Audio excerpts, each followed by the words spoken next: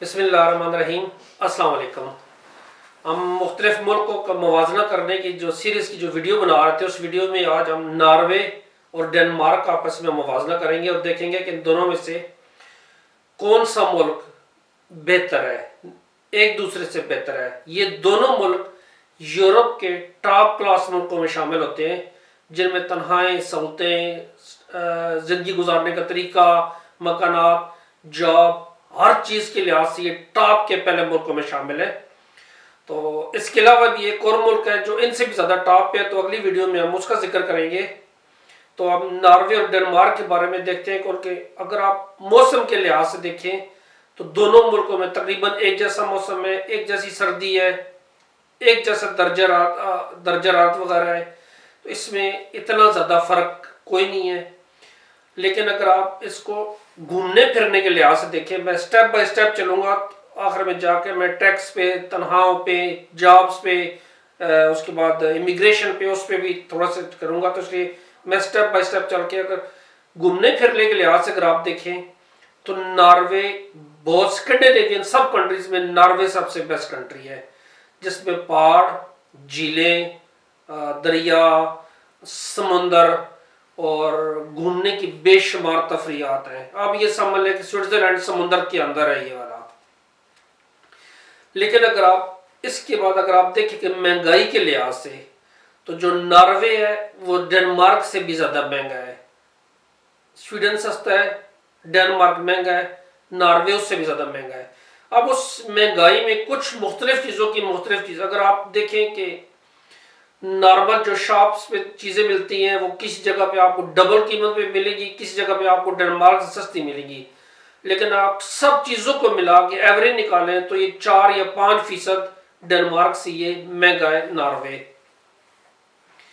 अगर आप शॉपिंग करने के शौक है तो ज़ाहिर बात है डेनमार्क है वो सस्ता है, और कोपेनहेगन थोड़ा सा मशहूर भी है इस बारे में, क्योंकि कोपेनहेगन नॉर्वे की निस्बत यूरोप से या जर्मनी से बहुत ज़्यादा क्लोज है, सस्ता थोड़ा पड़ता है।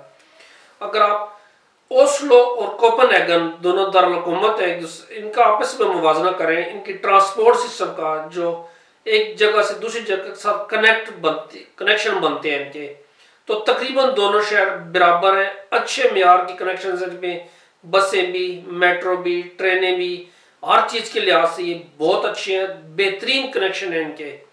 सिर्फ चक्कर इसमें थोड़ा सा ये है, ओस्लो जो है वो ट्रांसपोर्ट के लिहाज से भी कोपेनहेगन से महंगा बनता है।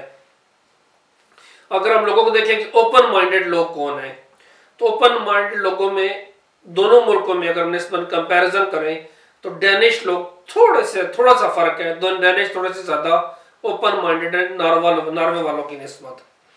अगर हम जबान का देखें तो पूरे स्कैंडिनेवियन में स्वीडन, डेनिश और जो नॉर्वेजियन ज़बान है थोड़ी सी इनमें सिमिलरिटी होती है, एक दूसरे की ज़बान को एक दूसरे के साथ समझ सकते हैं।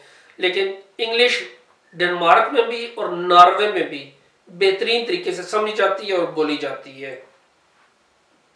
अगर आप इमिग्रेशन की बात करें तो इमिग्रेशन में जो नॉर्वे है वो डेनमार्क की निस्बत थोड़ा सा ज़्यादा आसान है।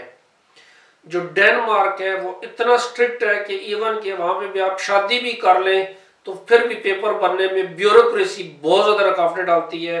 हर चीज़ नामुमकिन नहीं होती, मुमकिन ऐसा सारी चीज़ हो जाती है, लेकिन ब्यूरोक्रेसी की जो डेनमार्क के अंदर जो रुकावटें हैं वो नॉर्वे की निस्बत बहुत ज़्यादा हैं जो इमिग्रेशन देने में।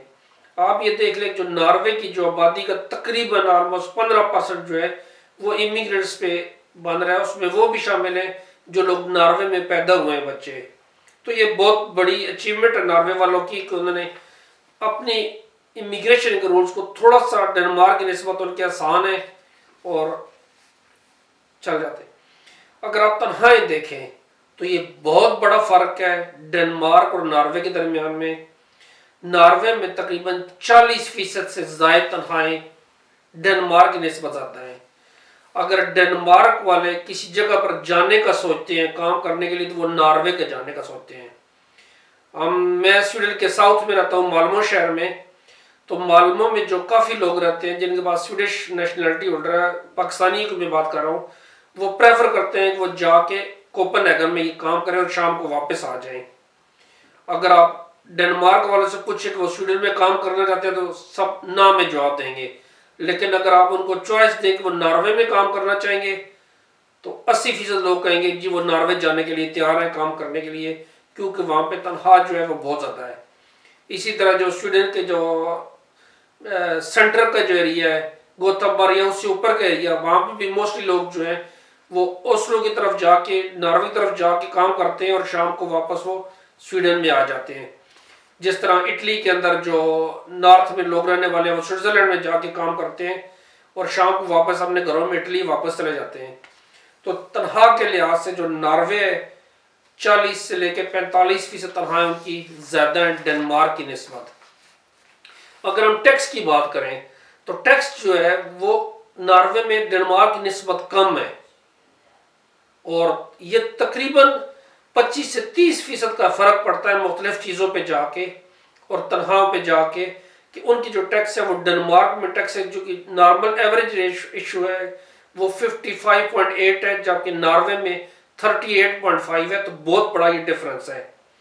अब मैं आपको कुछ मिसालें दूं नॉर्वे और डेनमार्क के बारे में, उन मिसालों से आप समझ जाएंगे कि नॉर्वे कितना आगे है और डेनमार्क को कितना पीछे छोड़ रहा है।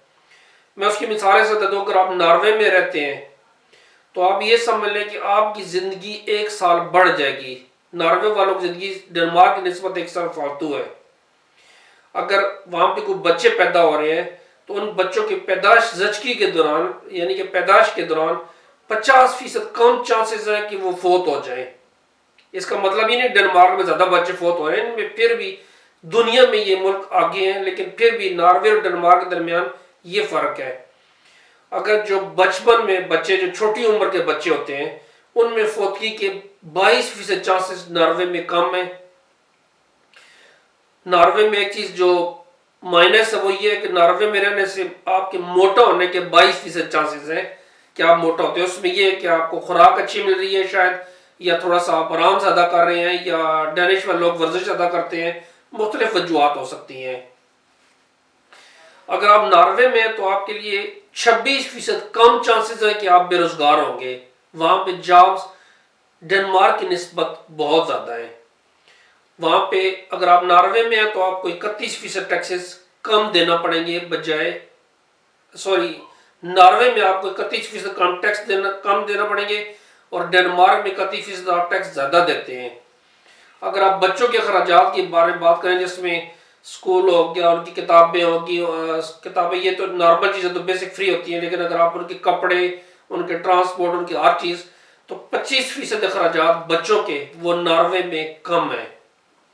ये नॉर्वे और डेनमार्क के बारे में थी। इनकी सिर्फ आप देख लें कि जो नॉर्वे है वो 8 गुना बड़ा है डेनमार्क से रकबे के लिहाज से, लेकिन आबादी के लिहाज से जो डेनमार्क है उसकी आबादी 58 लाख है, नॉर्वे की आबादी 52 लाख है। ये तकरीबन है, 100% फिगर ही दुरुस्त नहीं है। तो ये बहुत बड़ा डिफरेंस है दोनों मुल्कों के दरमियान। दोनों एक दूसरे के साथ कनेक्ट करते हैं। नॉर्वे छोटा है, बड़ा है, लेकिन नॉर्वे वालों की सहूलतें हर चीज़ के लिहाज से वो डेनमार्क से बहुत अच्छी हैं। मेरे लिए दुआ कीजिएगा, अपना ख्याल रखिएगा। अगली वीडियो में इंशाल्लाह हम नॉर्वे का और फिनलैंड का, उससे अगली में हम नॉर्वे का और स्विट्ज़रलैंड का आपस में मुवाजना करेंगे। अल्लाह आपको खुश रखे। अल्लाह हाफिज़। Thank you.